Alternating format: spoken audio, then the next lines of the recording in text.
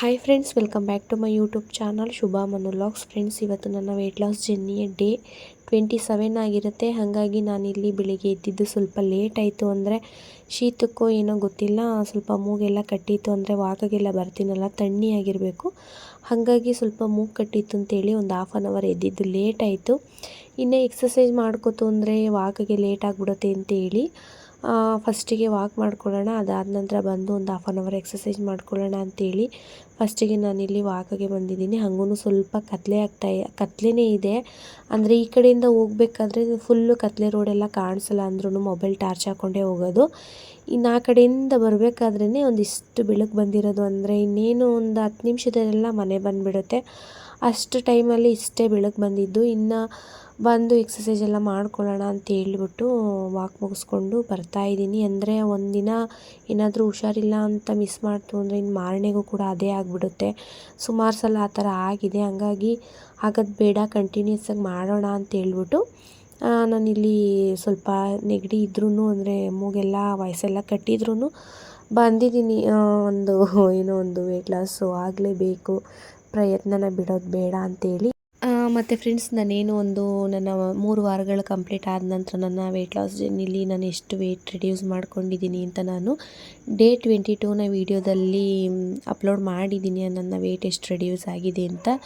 ಇನ್ನು ಅದಾದ ನಂತರ ಇಲ್ಲಿಗೆ 5 ಡೇಸ್ ಅಷ್ಟು ಗ್ಯಾಪ್ ಬಂತು. ಹಾಗಾಗಿ ಇವತ್ತೇನೋ ಸ್ವಲ್ಪ ಕ್ಯೂರಿಯಾಸಿಟಿ ಇತ್ತು, ಎಷ್ಟು ವೆಯ್ಟ್ ಕಮ್ಮಿ ಆಗಿದ್ದೀನಿ ಅಂತ. ಅಂದರೆ ಕಡಿಮೆ ಆಗಿದ್ದೀನ ಇಲ್ವಾ, ಅಂದರೆ ಸುಮಾರು ಒಂದು 4-5 ದಿನ ಗ್ಯಾಪ್ ಆಯ್ತಲ್ಲ, ಒಂದು ಸಲನೂ ಕೂಡ ಚೆಕ್ ಮಾಡಲಿಲ್ಲ.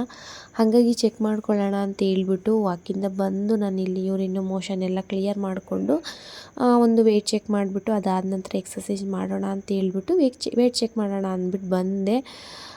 ನನಗೂ ಕೂಡ ಏನೋ ಒಂಥರ ಕ್ಯೂರಿಯಾಸಿಟಿ, ಅದಕ್ಕೇ ನೋಡೋಣ ಎಷ್ಟು ಕಡಿಮೆ ಆಗಿದೆ.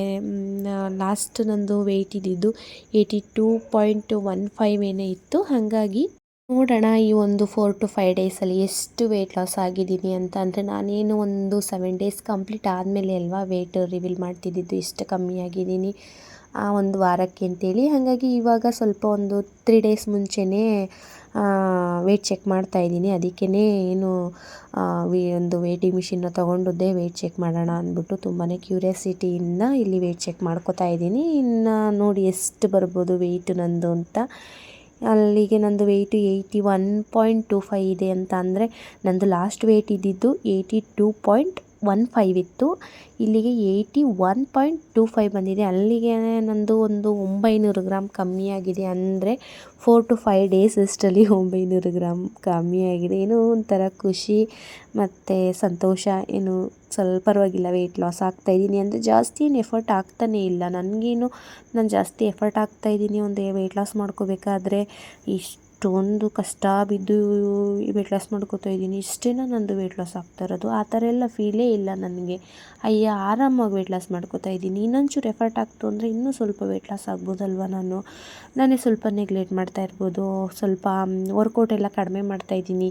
ಲಾಸ್ಟ್ ಟೈಮಲ್ಲಂತೂ ನಾನು 2 ಟೈಮ್ಸ್ ವರ್ಕೌಟ್ ಮಾಡ್ತಿದ್ದೆ. ನಿಜ, ನಾನು 2 ಟೈಮ್ಸ್ ವರ್ಕೌಟ್ ಎಲ್ಲ ಮಾಡ್ತಿದ್ದೆ. ಏನಂದರೆ ಇಲ್ಲಿ ಲಾಸ್ಟ್ ನಾನು ಫಸ್ಟ್ ವಿಡಿಯೋ ಏನು ಡೇ 1ನಲ್ಲಿ ಇದೇ ಟಿ ಶರ್ಟ್ ಹಾಕ್ಕೊಂಡಿದ್ದು. ಹಾಗಾಗಿ ಆ ಟಿ ಶರ್ಟಲ್ಲಿ ಸ್ವಲ್ಪ ಇನ್ನೂ ದಪ್ಪ ಕಾಣಿಸ್ತಿದೆ. ಈ ಟಿ ಶರ್ಟಲ್ಲಿ ಪರವಾಗಿಲ್ಲ, ಸ್ವಲ್ಪ ಸ್ಲಿಮ್ ಆಗಿದ್ದೀನಿ ನನಗೆ ಅನ್ನಿಸ್ತಿದೆ.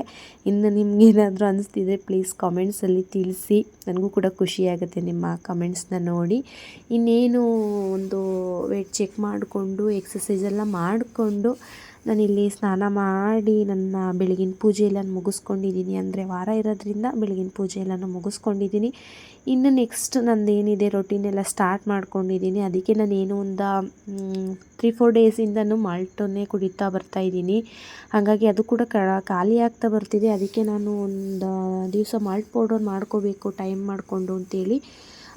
ಐಟಮ್ಸ್ ಎಲ್ಲ ಇದೆ ಮನೆಯಲ್ಲೇ, ಕಾಳುಗಳೆಲ್ಲ ಇದೆ, ಸಿರಿಧಾನ್ಯದ್ದೆಲ್ಲ ಇದೆ.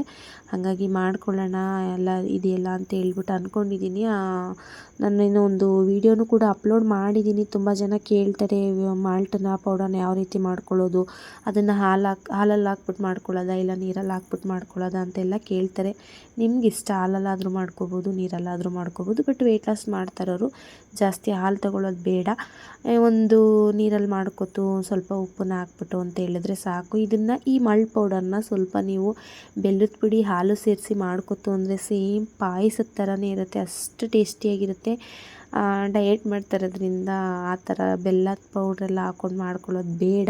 ಇನ್ನು ಫ್ರೆಂಡ್ಸ್, ನಾನು ಹಾಗೆ ಮೊದಲೇ ಹೇಳ್ತಿದ್ದಂಗೆ ನಾನು ಲಾಸ್ಟ್ ಟೈಮ್ ನನ್ನ ವೆಯ್ಟ್ ಲಾಸ್ ಜರ್ನಿನ ನಾನು ಮಾಡ್ಕೋತಾ ಇದ್ದಾಗ ಎಷ್ಟು ಅಂದರೆ ಬೆಳಗ್ಗೆನೂ ಎಕ್ಸಸೈಜು, ಸಂಜೆನೂ ಎಕ್ಸಸೈಜು, ಬೆಳಗ್ಗೆನೂ ವಾಕು, ಸಂಜೆನೂ ವಾಕು, ಈ ರೀತಿ ಮಾಡ್ತಾನೇ ಇದ್ದೆ. ಅದಕ್ಕೆ ನನಗೆ ಬೇಗನೆ ರಿಸಲ್ಟ್ ಸಿಕ್ಬಿಡ್ತು. ಹಂಗಾಗಿ ಈ ಸಲ ಏನೋ ಒಂಥರ ನಿಧಾನಕ್ಕೆ ಮಾಡ್ಕೊಂಡು ಹೋಗೋಣ, ಏನು ಕಳ್ಕೊಳ್ಳುವಂಥದ್ದು ಏನಿದೆ, ಒಂದು ಲೈಫ್ ಸ್ಟೈಲಲ್ಲಿ ಅದನ್ನು ರೂಢಿನೇ ಮಾಡ್ಕೊಬಿಡೋಣ. ಈ ಟೈಮಿಂಗ್ಸಲ್ಲೇ ನಾನು ಇಷ್ಟು ಟೈಮಲ್ಲೇ ನಾನು ನನ್ನ ವೆಯ್ಟ್ ಲಾಸ್ನ ಮಾಡ್ಕೊಳ್ಳೋದು ಬೇಡ, ಇದನ್ನೇ ಲೈಫ್ ಸ್ಟೈಲು ಒಂದು ರೂಢಿ ಮಾಡಿಕೊಂಡು ಆರಾಮಾಗಿ ನಿಧಾನವಾಗಿ ಕಡಿಮೆ ಆಗ್ತಾ ಬರಲಿ ಅಂತಲೇ ಅಂದ್ಕೊಂಡೆ ನಾನು ಸ್ಟಾರ್ಟ್ ಮಾಡಿದ್ದು. ಬಟ್ 27 ಡೇಸ್ ಅಷ್ಟರಲ್ಲಿ ನನಗೆ ಒಂದು ಎಷ್ಟು ಆಲ್ಮೋಸ್ಟ್ ಅಲ್ಲಿಗೆ 4.55 ಅಂದರೆ 4 kg 550 ಗ್ರಾಮ್ ಅಷ್ಟು ವೆಯ್ಟ್ ಲಾಸ್ ಆಗಿಬಿಡುತ್ತೆ. ಅಂದರೆ 85.80 ಇಂದ 81.25 ಬರಬೇಕು ಅಂತ ಅಂದರೆ ಅಲ್ಲಿಗೆ ಮೈನಸ್ ಮಾಡ್ತು ಅಂದರೆ 4.25 kg ಕಡಿಮೆ ಆಗುತ್ತೆ ನನ್ನ ವೆಯ್ಟು. ಅಂದರೆ ಇನ್ನೂ 3 ಡೇಸ್ 4 ಡೇಸ್ ಇದೆ ಈ ಮಂತ್ ಕಳಿಯೋದಕ್ಕೆ. ಅಂದರೆ ಈ ಮಂತಲ್ಲ, ನಾನೊಂದು ತಿಂಗಳನ್ನ ಕಳೆಯೋದಕ್ಕೆ ಇನ್ನೂ 3-4 ಡೇಸ್ ಇದೆ. ಹಂಗಾಗಿ 27ಇಂದ ಇನ್ನು 3 ಡೇಸ್ 30 ಬರಬೇಕಂದ್ರೆ ಆ 3 ಡೇಸಲ್ಲಿ ಇನ್ನೆಷ್ಟು ಕಡಿಮೆ ಆಗ್ಬೋದು, ಇನ್ನೊಂದು 500 ಗ್ರಾಮ್ನಾದ್ರು ಕಡಿಮೆ ಆಗಲ್ವಾ. ಹಾಗಾಗಿ ಸಾಧಾರಣವಾಗಿ ಸಿಂಪಲ್ಲಾಗಿ ಒಂದು ವೆಯ್ಟ್ ಲಾಸ್ ಜರ್ನಿನ ಮಾಡಿಕೊಂಡೇ ನಾನು ಒಂದು ಮಂತ್ಲಿ 5 kg ರಿಡ್ಯೂಸ್ ಮಾಡ್ಕೊಂಡಿದ್ದೀನಿ ಅಂತ ಅಂದರೆ, ಇನ್ನು ನಾನು ತುಂಬಾ ಎಫರ್ಟ್ ಹಾಕಿ ಒಂದು ಎಕ್ಸಸೈಸೆಲ್ಲನೂ ಜಾಸ್ತಿನೇ ಮಾಡಿಕೊಂಡು, ಅಂದರೆ ಜಾಸ್ತಿ ಅಂದರೆ ಒಂದು 1/2 ಅವರ್ ಬೆಳಗ್ಗೆ, ಒಂದು 1/2 ಅವರ್ ಸಂಜೆ, ಒಂದು 1/2 ಅವರು, ಮತ್ತು ಮಧ್ಯದಲ್ಲೆಲ್ಲ ಪೀರಿಯಡ್ಸ್ ಅಂತೇಳಿ ಎಲ್ಲ ಬಿಟ್ಬಿಟ್ಟಿದ್ದೆ. ಒಂದು ವಾಕು, ಎಕ್ಸಸೈಸ್ ಅಂಥದ್ದೆಲ್ಲ ಬಿಟ್ಬಿಟ್ಟಿದ್ದೆ.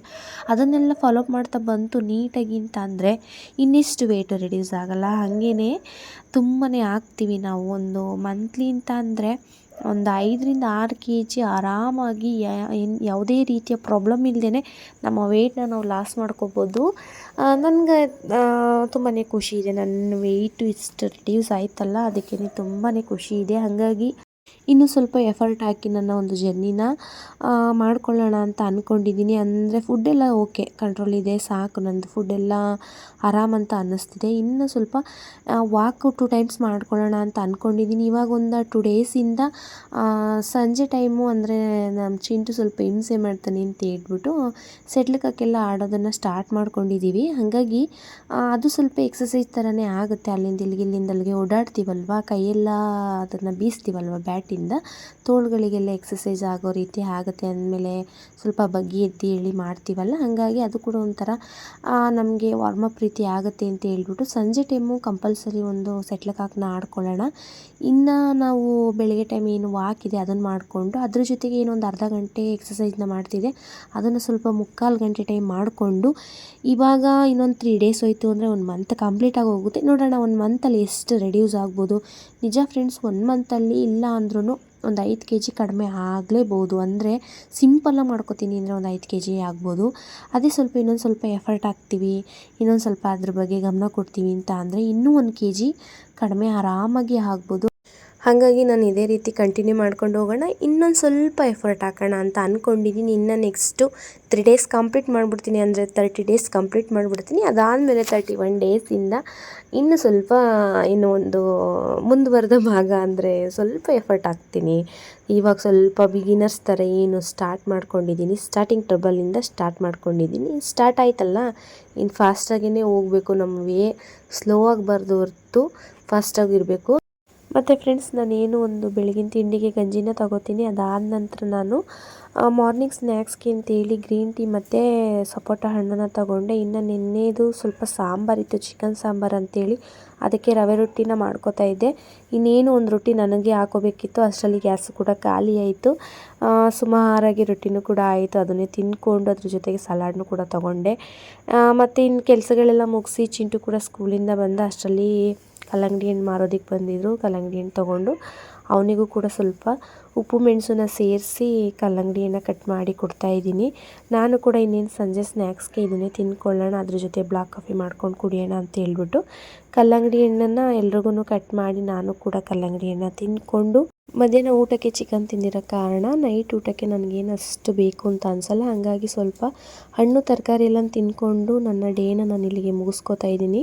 ಇನ್ನು ಯಾರೆಲ್ಲ ಕೊನೆಯವರೆಗೂ ವೀಡಿಯೋನ ನೋಡಿದ್ರೆ ಫ್ರೆಂಡ್ಸ್ ಎಲ್ರಿಗೂ ಥ್ಯಾಂಕ್ಸ್ನ ತಿಳಿಸ್ತಾ ಇನ್ನು ನಾಳಿನ ವೀಡಿಯೋದಲ್ಲಿ ಸಿಗೋಣ friends. Bye and good night.